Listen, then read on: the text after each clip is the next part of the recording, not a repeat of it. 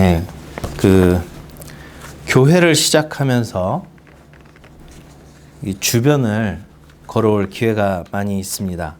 그 서울고에 주차를 하고 이렇게 걸어오다 보니까 구석구석에 교회가 참 많이 있습니다.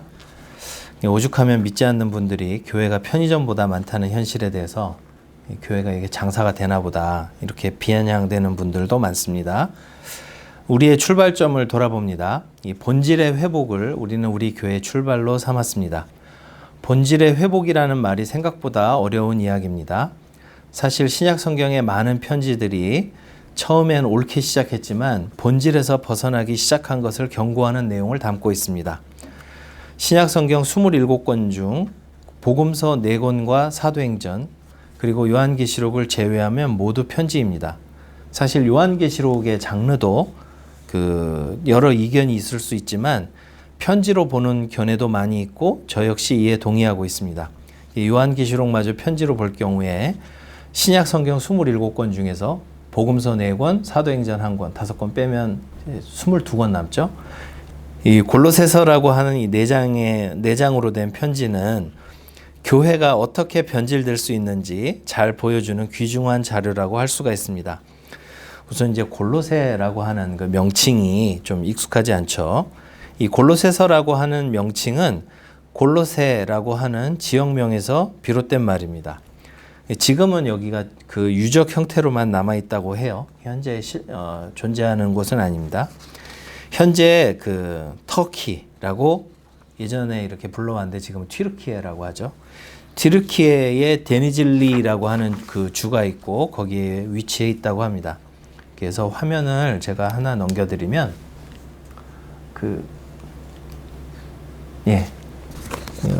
지금 여기 이제 소아시아가 이렇게 있고 저 표시해 놓은 데가 있죠. 골로새라고 하는 데가 저 위치에 있습니다. 이 지리를 우리가 조금 살펴볼 필요가 있는데 이제 요 부분이 고대에는 소아시아라고 불렀던 곳인데 거기에 이제 부르기아라고 하는 지방에 속해 있던 도시였다고 해요. 거기에 보면 리쿠스라는 계곡이 있고 여기 보시면 이제 리쿠스 강이 있고 여기가 이제 리쿠스 계곡입니다. 그 리쿠스 계곡 가운데 위치한 인접한 도시가 히에라폴리스라는 곳이 있고 라우디케아라고 하는 그 도시가 있습니다. 이 골로새서는 리쿠스 계곡 동쪽 끝에 위치해 있죠. 그래서 이 뒤가 이렇게 산으로 둘러싸여 있는 그런 곳입니다. 그러다 보니까 이제 흥미로운 것이 있는데 이 산에서 흘러내려오는 차가운 시원한 물이 있고 그 다음에 저 히에라폴리스는 온천 지역이라고 해요. 거기는 따뜻한 물이 있죠. 근데 이제 저 라우디게아라고 하는 곳이 물 부족이었기 때문에 히에라폴리스나 골로새로 이렇게 수로를 연결해서 물을 끌어다 썼다고 해요. 그럼 이제 골로새 쪽에서는 산에서 내려오는 시원한 물이 있고 히에라폴리스는 온천수가 오죠. 근데 이제 수로를 타고 오다 보면 히에라폴리스 쪽에서 오는 뜨거운 물은 미지근해지고 그 다음에 이 골로새 쪽으로 해서 수로를 끌어다 온 물은 처음엔 시원한 물이었는데 나중에는 역시 뜨뜻해지고 이제 그러다 보니까 잘 기억하시겠지만 요한계시록 3장에 보면 내가 뜨겁든지 차든지 해라 하는 것이 실제 저 라우디게아 교회의 현실하고 맞물려 있는 것이죠. 그래서 이제 이 리쿠스 계곡에 저 세 도시가 있다라는 거 일단 기억을 하시면 좋겠습니다. 그래서 이제 어쨌든 이 골로새라고 하는 곳이 저 산 뒤가 이제 호나즈 산, 고대 명칭은 카드모스 산이라고 하는데 그 자락의 좁은 지역에 위치해 있기 때문에 상대적으로 라우디게아나 이 히에라폴리스와는 달리 조금 이게 지역적으로 산에 이렇게 둘러싸인 좀 좁고 폐쇄적인 그런 특징을 가졌다고 합니다. 산악 인접 지역이고 강 상류에 위치한 탓이죠. 그래서 사실 우리가 이런 거를 보면 막 단정지어서 말하기는 좀 곤란한데 주로 이렇게 항구 도시나 트여서 많은 사람들이 오가는 쪽이 좀 개방적인 성격을 갖고, 저렇게 폐쇄적으로 안쪽으로 들어가 가지고 좀 막힌 쪽 사람들이 조금 이렇게 외부에 대해서 그 폐쇄적이고 자기들만의 그 독특한 세계에 갇히는 경우가 많습니다. 그러니까 사람도 자기가 살고 있는 환경, 지형의 영향을 많이 받기 때문에 그 항구 도시나 이렇게 탁 트인 곳에 사는 사람들이 좀 시원시원하고, 또 이게 너무 일반화시키면 이제 선입견이 생길 수 있기 때문에 좀 주의할 문제인데, 분지라든지 산 밑에 이렇게 있는 사람들이 좀 올곧은 장점은 있지만 조금 폐쇄적이고 그 자기 생각에 사로잡히고 뭐 이런 그런 성향을 갖기가 쉬운 거죠. 사실 그래서 이제 그런 걸 벗어나기 위해서는 좀 큰 물에서 좀 놀아야 한다 하는 얘기가 그래서 나오는 거고, 그래서 뭐 해외여행도 가고 하는 걸 권장하는 이유도 그렇습니다. 오늘날 현대인들도 사실은 과거 사람들에 비해서 폐쇄적인 공간에서 주로 살죠. 아파트라는 그 도심 공간에서 살다 보면 그 이웃과 단절이 되고요. 그 다음에 집안에서도 이렇게 방문 닫고 걸어 잠그고 들어가 버리면 가족 간에도 단절이 생기죠. 그래서 현대인들도 사실은 그 아파트라는 공간의 영향을 많이 받아서 좀 이렇게 이기적으로 변해가는 것이 아닌가 생각을 해보게 됩니다.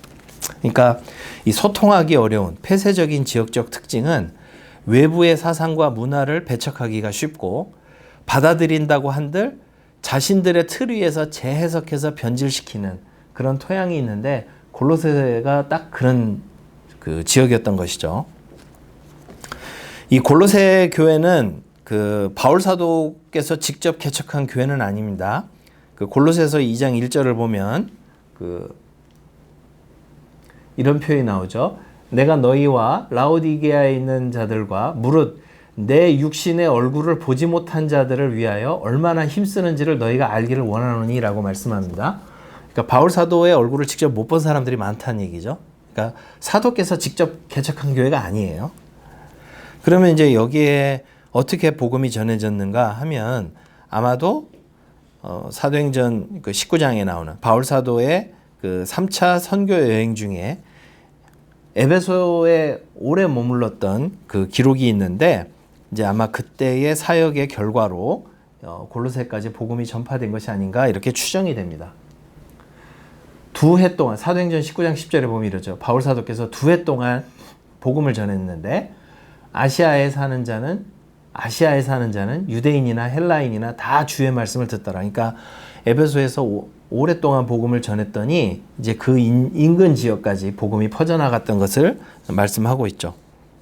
그래서 추정하기로는 이때에 그 골로새 출신이었던 에바브라라고 하는 분이 에베소에서 바울 사도를 만나서 회심한 후에 자기 고향으로 돌아가서 복음을 전하고 교회를 세웠던 것이 아닐까 이렇게 추정해 봅니다. 그 증거가 골로새서 4장 12절 13절에 나옵니다. 그리스도 예수의 종인 너희에게서 온 에바브라가 너희에게 문안하느니라. 그가 항상 너희를 위하여 애써 기도하여 너희로 하나님의 모든 뜻 가운데서 완전하고 확신 있게 서기를 구하나니, 그가 너희와 라오디게아에 있는 자들과 히에라볼리에 있는 자들을 위하여 많이 수고하는 것을 내가 증언하노라. 그러니까 에바브라가 아마도 에베소 지역에서 바울 사도를 만나서 예수님을 믿게 됐고, 복음을 받아서 믿게 됐고, 자기 고향 도시로 간 거죠. 그래서 이 리쿠스 계곡에 있는 도시 골로새와 라오디게아와 히에라볼리에서 복음을 전파해서 거기 이제 교회를 세웠던 것 같습니다. 그런데 이제 골로새서를 막상 읽어보면 처음 바울 사도를 통해서, 에바브라를 통해서 믿게 된 이 복음의 내용이 많이 변질된 것을 볼 수가 있습니다. 이 골로새 교회에 생겨난 신앙의 변질이 어디서부터 유래한 것인지 이 학자들은 규명하려고 시도를 많이 했는데, 이게 딱 무엇 때문에 이들이 변질이 됐다라고 하나로 규정하기가 어려워요. 그만큼 골로새 교회에 나타난 그 잘못된 사상들이 너무 복잡하게 얽혀 있어서 최근에는 이것을 지칭하는 표현이 있습니다. 골로새 이단, 골로새 이단이라는 말로 부르고 있어요. 그러면 이제 골로새 교회에 골로새 이단들이 있어서 바울 사도께서 야, 그거 잘못된 가르침이야. 그거를 이제 교정해 주려고 골로새서를 썼다는 거죠. 그러면 이제 골로새이다는 어떻게 등장한 것일까? 적어도 네 가지의 뿌리가 있습니다. 첫 번째가 뭐냐면 유대교예요. 첫 번째가 유대교, 두 번째가 당시에 이제 그 소위 헬라 철학, 그 다음에 세 번째가 신비주의, 그리고 금욕주의, 이렇게 있습니다. 먼저 유대교부터 보면 사실은 그 주전 2세기경에 메소포타미아 지역에 이제 바벨론 포로로 끌려갔었잖아요. 유대인들이 그 과거에. 거기에 그래서 이제 일부는 자기 고향 땅으로 귀향을 했죠. 그래서 우리 스룹바벨, 예수아, 뭐 에스라, 느헤미야 읽을 때 그 귀향한 사람들의 이야기를 우리가 읽잖아요. 근데 여전히 메소포타미아에 살고 있는 사람들이 있었는데 거기에서 한 2천여 가구의 유대인들이 서부 지역으로 강제 이주당한 사건이 있습니다. 그들이 주로 어디에 정착을 했냐면 골로새와 인근 라오디게아 같은 도시에 집중적으로 정착을 했다고 해요. 2천여 가구면 상당한 거죠. 그러다 보니까 아마도 이 골로새나 뭐 이런 곳에 그 유대교 회당이 있었고 그 일찌감치 유대교의 토양이 거기에 뿌리를 내리고 있었는데 복음이 전파되고 교회가 세워지니까 그 유대교 사람들과 크리스찬들이 갈등을 했던 것 같아요. 그래서 그 유대교의 도전으로 성도들이 혼란을 겪고 있었던 것으로 보입니다. 그 흔적이 골로새서 2장 16절에 나오죠. 그러므로 먹고 마시는 것과 유대교에서 음식 규례가 굉장히 민감하다는 거 말씀드렸죠. 먹고 마시는 것과 절기, 초하루, 안식일 이런 것들을 이유로 해서 누구든지 너희를 비판하지 못하게 하라. 이게 유대교와 갈등이 있었다는 얘기죠. 그리고 성도들 중에 여기 이제 혹한 사람들이 있었다는 거죠. 우리가 예수 믿으면 우리도 이거 지켜야 되지 않아? 요즘도 그 교회 안에도 이런 분들 있죠. 안식일을 지켜야 된다고. 뭐 이제 뭐 이런 거 먹으면 안 된다고. 막 이런 분들 있죠. 똑같은 상황이었던 거죠. 또 골로새서 2장 16절. 또 그 안에서 너희가 손으로 하지 아니한 할례를 받았으니 곧 육의 몸을 벗는 것이요 그리스도의 할례니라. 그러니까 이 할례 문제가 또 언급이 되는 것을 보면 이 유대교 사람들이 이 교인들을 계속 꼬시는 거예요. 하나님 나라 백성의 그 증표가 할례인데 너 예수 믿는다고 할례 안 받아도 돼? 하고 이렇게 시비 거는 사람들이 있었다는 것이죠. 유대교 하나만 해도 굉장히 벅찬데 헬라 철학의 영향들, 소위 이제 식자층을 중심으로 한 헬라 철학의 영향이 있었던 것 같습니다. 당시 세계에도 지식인들이 있었고 이들은 이제 교회 가르침에 대해서 시비를 걸었던 거죠. 누가 철학과 헛된 속임수로 너희를 사로잡을까 주의하라. 이것은 사람의 전통과 세상의 초등학문을 따름이요 그리스도를 따름이 아니니라. 이게 이제 골로새서 2장 8절에 나오는 표현입니다. 그러니까 이제 뭐냐면 헬라 철학의 내용을 가지고 자꾸 그 복음의 내용을 가지고 시비를 거는 거죠. 이것은 사람의 전통을 따르는 것이고 세상의 초등학문. 사실 이 초등학문이라는 번역이 좋은 번역이 아니에요. 이 세상의 질서와 관련된 얘기예요.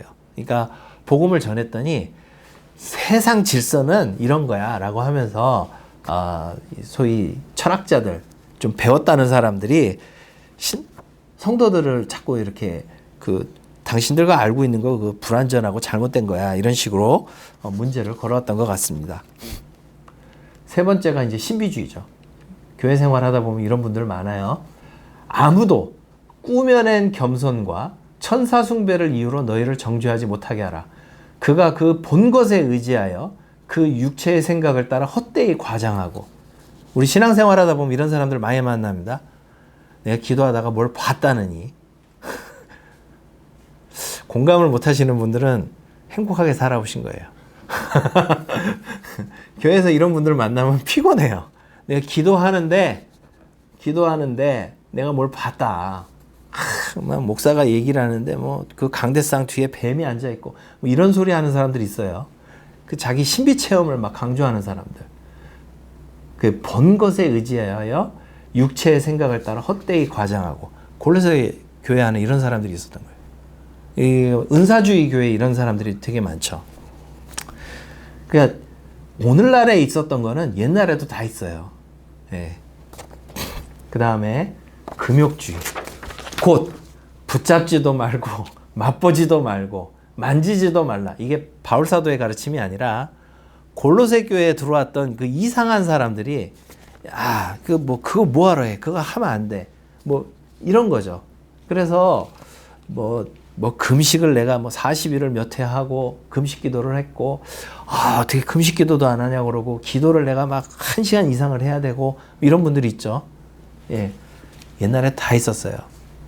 붙잡지도 말고 맛보지도 말고 만지지도 말고 세속것은 다 속된 것이고 이런 거는 당신이 자꾸 그 가까이 하고 그러면 당신 영혼이 썩어 들어가 뭐 이런 식으로 가르쳤던 것 같아요. 이런 것들에 대해서 이제 바울 사도께서 뭐라고 말씀하시냐면 사람의 명령과 가르침을 따르느냐 이런 것들은 자의적인 숭배와 겸손과 몸을 괴롭게 하는 데는 지혜 있는 모양이나 오직 육체 따르는 것을 금하는 데는 조금도 유익이 없느니라. 그러니까 죄를 더 많이 짓고 산다는 거예요. 무슨 얘기인가 하면 40일 금식 기도를 내가 몇 회 했습니다 하신 분들이 항상 공통점으로 보이는 것들 중에 하나는 겸손이 없어요. 나는 이렇게 주님 앞에서 막 금식도 하고 뭐도 하고 하다 보니까 이런 신비 체험도 하고 뭐도 하고 다 했는데 당신이 그렇게 그 평범한 크리스찬으로 살아가는 거는 나처럼 노력을 안 해서 그래. 이런 식으로 접근을 했다는 거죠. 결국은 누구를 자랑하느냐면 하나님을 자랑하는 게 아니라 내가 금식하고 내가 뭐도 했고. 근데 이제 사실 신자들 입장에서는 이런 사람들한테 꼬임 받기가 쉬운 거죠. 같은 메시지를 전해도 밥 잘 먹을 것 같은 저를 보는 것보다 뭐 이렇게 쾌행하니 말라가지고 제가 지난주에 금식을 막 한 주씩 하면서 기도하다가 응답을 받았습니다. 뭐 이러면 좀 신뢰가 더 있지 않겠어요? 네. 그러니까 이러면 자의적 숭배와 겸손과 몸을 괴롭게 하는 데는 지혜 있는 모양이나 육체를 따르는 것을 금하는 데는 조금도 유익이 없느니라. 여러분들은 한 끼 금식도 어렵습니까? 하면서 막 괴롭히는 사람들 많죠. 물론 우리가 금식할 때는 해야 됩니다. 그렇지만은 이렇게 해가지고 자기를 높이는 쪽으로 가고 있다면 사실 의심해 봐야 돼요. 근데 어쨌든 적어도 교회 안에 이런 다양한 사람들이 들어와서 평범하게 예수 잘 믿고 있는 사람들을 막 헤집어 놓으면서 내가 마치 뭐 잘못 믿고 있는 것처럼 그렇게 혼동을 일으켰다는 것이죠. 다양한 요소들이 얽혀서 초기의 교인들이 받은 복음을 변질시키고 그래서 이 문제를 해결하기 위해서 바울 사도께서 쓰신 편지가 골로새서다라는 것을 알 수가 있습니다. 바꿔 얘기하면 우리가 예수님을 믿고 신앙생활을 하는데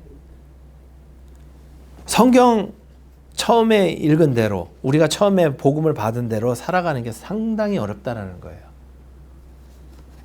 주변의 영향을 너무 많이 받아요. 우리가 기존에 가지고 있었던 선입견, 사고, 또 세상에서 배우는 지식 이런 것들의 영향을 받아서 조금씩 복음을 변질시키기 쉽다. 이것을 잘 보여주는 편지가 골로새서라는 것입니다. 연세대 신과대학에서 가르치셨던 그 유동식 박사라는 분이 계세요. 그분의 그 유명한 저서가 있는데 한국 종교와 기독교라는 저서입니다. 사실 이 책의 결론은 보수교단 목사인 저로서는 받아들이기는 어렵습니다. 그렇지만 이 책이 한 가지 중요한 통찰을 제시하고 있는 것이 있는데 곧 한국 기독교는 무교와 불교, 무교라는 게 종교가 없다는 뜻이 아니고 무속을 말하는 거예요. 무속과 불교 그리고 유교의 틀 위에서 흡수되었다는 것입니다. 그러니까 도표로 말하면 좀 더 잘 그려야 되는데 제가 PPT로는 이게 한계예요. 어쨌든 한국인들이 복음을 받아들였지만 무교, 그러니까 무속, 불교, 유교, 사실 천도교까지 제시했는데 이분 책의 내용은 이런 거예요. 우리가 예수를 믿어도 이 틀 위에서 믿는다는 거예요. 우리의 한국인들 사고에는 이게 짙게 깔려 있다. 실제로 우리가 백지 상태에서 복음을 받아들인 게 아니잖아요. 우리의 역사적 전통이 있다 보니까. 그래서 성경이 처음 번역될 때 보면 불교 용어들을 차용해서 이 성경을 번역한 사례들이 있어요. 예를 들면 지옥, 이거 불교에서 쓰는 말이죠. 공력, 고린도전서에 나오는 표현인데 이것도 불교에서 온 용어들입니다. 역사가 오랜 교회를 가보시면 철저하게 서열 중심으로 구조를 짜 있죠. 목사, 장로, 안수집사, 물론 이제 그 가운데 막강한 권사님들이 계시고, 그 다음에 이제 안수집사 밑에 서리집사 뭐 이런 식으로 해가지고 수직 구조로 이렇게 돼 있죠. 그것도 모자라서 이제 진짜 역사가 한 70년, 80년 된 교회 가보시면 예배 드릴 때도 이렇게 남성 좌석, 여성 좌석, 그리고 식사할 때도 딱 서열별로 저쪽은 당회원들이 앉아서 식사하는 자리, 여기는 안수 집사님 자리, 이쪽은 서리 집사님 자리, 여기 여성분들 앉아서 먹는 자리, 이런 식으로 다 서열화가 돼 있어요. 이런 서열화가 사실은 성경과 맞을까요? 예, 어린아이도 각 제자들은 쫓아내도 예수님은 어린아이도 맞아주셨는데, 예수님은 제자들이 그 서열화 하려는 것에 대해서 강하게 반발하셨죠. 예. 그런데도 불구하고 한국 교회는 사실은 이런 모습들이 많이 있습니다. 이런 그 가부장적 질서는 어디서 왔을까요? 유교에서 온 거죠. 또 오늘날 한국 교회 보면 신유나 기복신앙 같은 그 무속 많이 하죠. 그래서 뭐 예수님을 믿고 병 낫고 뭐 이런 거 되게 좋아하죠. 마음덩어리 막 제가 이렇게 손으로, 우리가 지금 이렇게 적게 모여 있지만 제가 막 신유 기도한다고 그래가지고 막 배에다 손 집어넣어서 암덩어리 하나 꺼내면 여기 금방 3배, 4배 모일 거예요. 그러니까 이런 신유나 기복신앙 같은 것, 사실은 물론 하나님께서 주시는 치유가 있죠. 또 하나님께서 우리에게 일용할 양식을 주시고 필요한 것들을 공급해 주시는 복주심이 있는데, 이 미묘한 차이에 대해서는 이제 언젠가 다음에 기도에 대해서 언급할 때 말씀드리겠지만, 이 기복신앙 같은 것은 사실은 무속에 기반하고 있습니다. 우리는 기도할 때에도 확실히 성경적인 기도보다는 무속적 사고에 많이 영향을 받는 것 같아요. 모든 신앙행위가 전적으로 무속, 불교, 유교에서 왔다는 것은 아닙니다. 그렇지만 뒤섞여 있는 경우가 많아요. 정말 큰 문제는 이런 혼합 요소들이 성경의 가르침보다 앞설 때입니다. 예수님께서 우리에게 주신 사랑의 이중계명, 제자들이 가장 가슴에 깊이 새겨야 될 사랑의 이중계명이 뭐죠? 하나님을 사랑하고 이웃을 사랑하고 형제 자매들을 사랑하는 것이 우리 주님께서 가르치신 계명에서 크고 첫째, 굉장히 중요한 계명인데, 그런데 실제로 우리가 신앙생활을 하다 보면 하나님을 사랑하고 형제 자매들을, 이웃을 사랑하는 것보다 그냥 오직 개인의 성공과 복을 추구하고 편을 가르고 차별하고 증오하는 것에 대해서 우리가 굉장히 무신경하게 받아들이는 경우가 많다라는 것이죠. 내가 사회생활하면서 배운 것들, 뉴스 많이 보시는 분들은 뭐 정치 기사 이런 거 볼 때 막 흥분해가지고, 하여튼 우리는 반대쪽이 다 없어져야 되는 그런 분위기죠. 그러니까 이런 것들이 과연 복음적이냐라는 거예요. 그런데도 예수 믿는 사람들이 그럴 때가 많이 있다는 것이죠. 교회 안에서도 편을 가르고 차별하고 증오하는데, 그것에 대해서 문제의식을 못 갖는다라는 것은 사실은 내가 복음보다는 사회생활하면서 배운 것에 더 영향을 받는다라는 것입니다. 그리스도인이라는 명칭, 오늘 설교 제목이 그리스도 안에 뿌리를 내리고 그 안에서 행하는 그리스도인인데, 그리스도인이라는 명칭은 잘 아시는 것처럼 그리스도에게 속한 사람이라는 뜻입니다. 사도행전 11장 26절, 만남에 안디옥에 데리고 와서 둘이 교회에 1년간 모여있어요. 그래서 둘은 바울 사도와 바나바 사도죠. 1년간 모여서 큰 무리를 가르쳤고 제자들이 안디옥에서 비로소 그리스도인이라 일컬음을 받게 되었더라라고 말씀합니다. 사실은 일컬음을 받게 되었다라는 얘기는 그리스도인이란 명칭이 내부에서 지어진 명칭이 아니에요. 우리 오늘부터 크리스찬이라고 하자 이게 아니라 외부인들이 쟤네들은 그 예수 파당이래, 예수에 속한 사람이래 라고 이 조롱하면서 경멸하면서 붙인 칭호입니다. 외부 사람들이 봤을 때 자신들과 똑같았다면 자기들 친구인데 저렇게 따로 칭호를 붙여서 조롱하지는 않았겠죠. 그러니까 크리스찬들은 사실은 예수에 속한 사람이고 예수를 따르는 사람이고 예수님의 말씀에 영향을 받는 사람들인데, 우리가 그리스도인이라는 이 귀한 칭호를 받으면서도, 가지고 있으면서도 오히려 세속에 더 영향을 받고 그 사람들의 살고 행동하고 말하고 이 모든 것들의 영향을 더 받아서 우리가 똑같이 행동한다면 이것은 큰 문제라고 생각을 합니다. 따라서 그리스도인들의 정체성이 어디 있느냐, 우리가 생각할 때 바로 하나님의 말씀을 대하는 태도에 있다고 생각을 합니다. 근데 문제는 이제 잘못 사는 그리스도인들도 성경은 늘 읽죠. 그러면 뭐가 문제냐?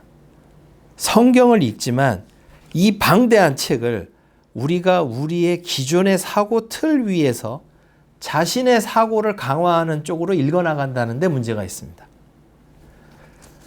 초기 그리스도인들은 사도들의 삶과 인격 그리고 그들의 교훈을 통해 말씀을 배웠습니다. 이 점을 생각하면 오늘날의 그리스도인들은 아쉬움이 있죠. 오늘날은 문명의 편리함은 있지만 초기 증인들의 삶과 인격을 배우기는 어려운 환경입니다. 하지만 우리에게는 성경 말씀이 있습니다. 비록 번역도 오래되고 어려운 성경이죠. 그렇지만 쉽게 번역한 다른 성경들도 있고 참고 자료도 풍부합니다. 매일 꾸준히 읽으면서 내용에 친숙해지고 이것을 어떻게 삶 속에 적용할까 고민하고 기도하는 가운데서 진정한 그리스도인의 삶이 시작된다고 할 수가 있습니다. 또한 부족함이 많은 목사지만 성경을 읽고 해석하는데 저도 도움을 드릴 수 있습니다. 근데 대부분 이제 목사가 있어도 질문 잘 안 하죠. 우리가 바울 사도의 말씀을 우리가 다시 한번 새겨보도록 하겠습니다. 오늘 본문 말씀이죠. 그러므로 너희가 그리스도 예수를 주로 받았으니 그 안에서 행하되 그 안에 뿌리를 박으며 세움을 받아 교훈을 받은 대로 믿음에 굳게 서서 감사함을 넘치게 하라. 골로새서의 배경을 알고 나면 이게 얼마나 처절한 말씀인지 알게 되는 거예요. 너희가 그리스도 예수를 주로 받았으니 그 안에서 행하되 그 안에 뿌리를 박으며 세움을 받아 교훈을 받은 대로 믿음에 굳게 서서 감사함을 넘치게 하라.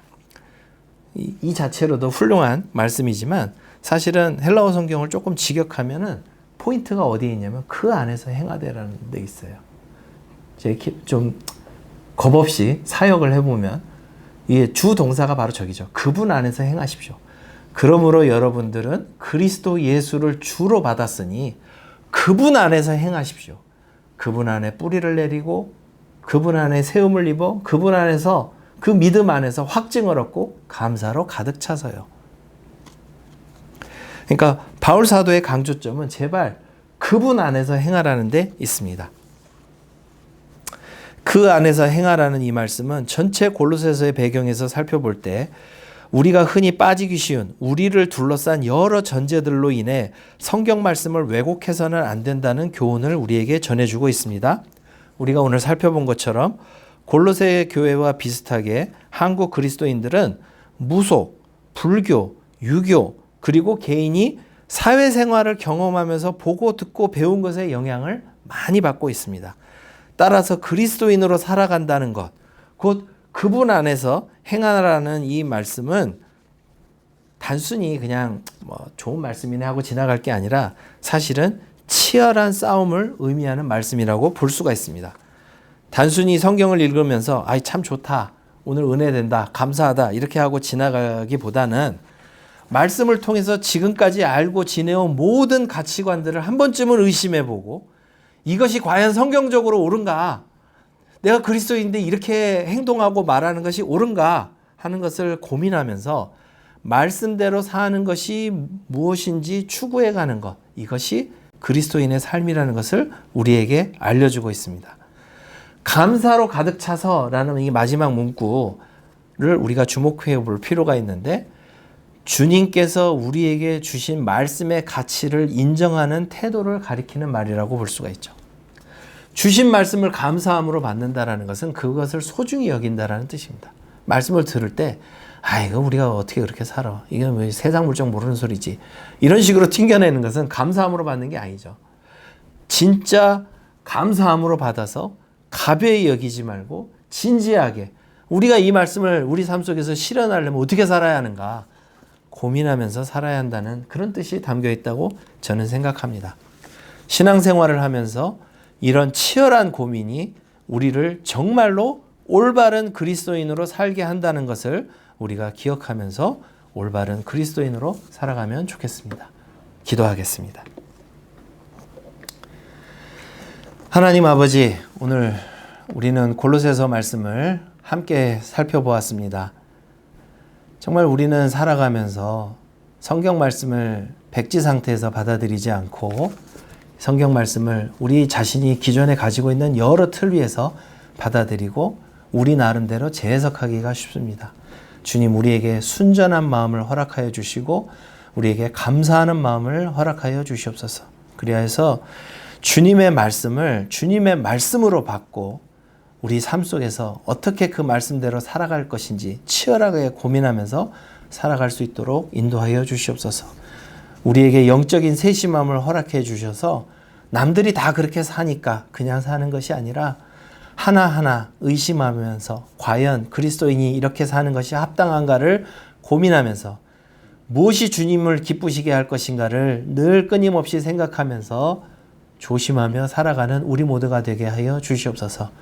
이러한 치열한 삶의 흔적들이 우리 삶 속에 녹아 들어가고 쌓여가서 주님 앞에 설 때에 부끄러움이 없이 우리가 설 수 있도록 주여 인도하여 주시옵소서.